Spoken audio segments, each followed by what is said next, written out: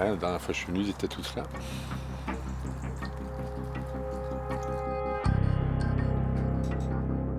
On imagine qu'ici, il y avait 160 primates qui ont tous été abattus il y a maintenant quasiment 5 mois, que ça grouillait de vie et que maintenant, c'est mort. Il n'y a plus rien. En été, l'espace est très grand. C'est vrai que le quartier hivernal, les conditions sont quand même assez précaires, ces anciens mobil-homes et autres.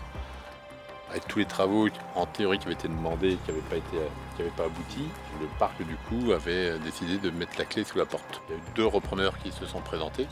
C'est le zoo de la Benne du coup qui a pu récupérer donc l'établissement. Le but était de les sauver et en fin de compte la majorité des animaux ont été euthanasiés. Tous les primates font partie de la Convention de Washington, c'est des animaux qui sont protégés. C'est quelque chose qui est impensable pour un parc zoologique qu'on conseille fortement à euthanasier les animaux. Heureusement qu'il y a ces 2 animaux-là qui vont être transférés au refuge de l'Arche, parce que sinon on se dit qu'on a fait tout ça pour rien. Moi-même, je toucherai du bois que demain soir quand les animaux seront partis. Nous avons mobilisé un peu tout le monde parce qu'on a créé un groupe Je suis macaque sur Facebook, donc du coup nous avons 600 membres. On a fait pas mal de choses pour essayer de sensibiliser les gens sur place et on a continué à maintenir l'information, de vraies informations, puisque les journaux ici disaient de fausses informations. Ici les gens ne sont pas très touchés par les macaques en fait. Ils sont habitués, comme on disait ici, aux euthanasies. Les corridas, ici c'est beaucoup les corridas, mais là c'est vrai qu'une euthanasie de 163 macaques c'est quand même énorme. Enfin nous ça nous a particulièrement touchés. Beaucoup voilà. touchés.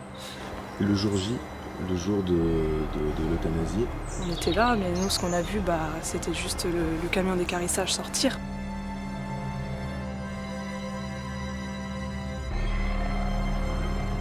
Après j'ai eu plein de témoignages de gens qui sont venus visiter ici. Donc ils ont été en contact avec les singes, il n'y a jamais eu de problème quoi, faut le dire. On a contacté la ville de Lopburi et ils m'ont dit, ils m'ont attesté, il n'y a jamais eu un problème, il n'y a jamais eu de cas mortel quoi, pour l'homme.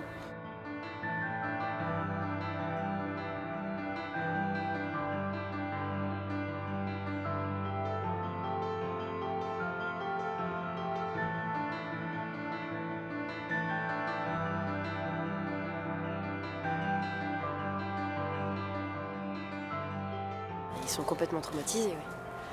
L'euthanasie a été extrêmement traumatisante, puisqu'ils ont vu tous leurs copains, toute leur famille se faire attraper et ils les ont vus partir, hein, donc ils savent pas ce qui s'est passé, mais en tout cas ils se sont retrouvés tout seuls. Il faut se mettre à leur place, c'est hyper traumatisant, donc c'est extrêmement douloureux pour nous de voir des animaux qui avant étaient bien et qui étaient épanouis, maintenant des animaux qui ont extrêmement peur de l'homme. Ils ont peur de ce qui peut arriver à droite, à gauche, donc c'est quand même une bonne nouvelle puisqu'on a réussi à les sauver, hein, ils sont épargnés. Par contre, on ne peut pas sauter au plafond puisque c'est quand même triste, hein, c'est les 2 seuls qu'on a pu sauver sur les 165 singes. C'est évident qu'on n'aurait pas pu placer tout le monde, ça c'est évident. Mais même là, c'en est 2, si ça en avait été 10, 20, 30, c'était toujours ça de gagner. Chaque individu est une vie qu'il faut protéger.